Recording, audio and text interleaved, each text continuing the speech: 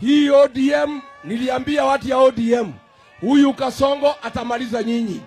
Amenunua ODM kwa Junet, kwa Wanga, kwa Oburu. Sasa anapanga na Raymond Omolo, wale wabunge wote ya baba kutoka Luo Nyanza. Raymond Omolo na Kasongo ameweka watu ya kuwafukuza, abakishe psychophone. Watu ya ODM, mimi napatia nyinyi advice kama Mkenya. Huyu Kasongo hamjui yeye. Uliza mimi. Uliza watu ya Mlima. Sisi ndio tunamjua. Huyo mtu amepanga kumaliza chama yenu. Amesema wale wabunge wote ya baba, wale ambao wako na msimamo ya kutetea wa Kenya, wote wafukuzwe. Ametoa pesa, amepatia Raymond Omolo. Ameweka guns ya kufukuza wajumbe wote ya ODM.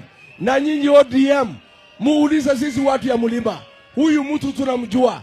Atamaliza ODM kwa sababu hataki upinzani katika Jamhuri ya Kenya. Na mimi naomba watu wafuasi wa ODM, huyu Kasongo akimaliza ODM, msikuwe na wasiwasi. Wote watu ya ODM mkuje kwa chama ya DCP, tukae pamoja, tuokoe Kenya pamoja. Harambee! Harambee!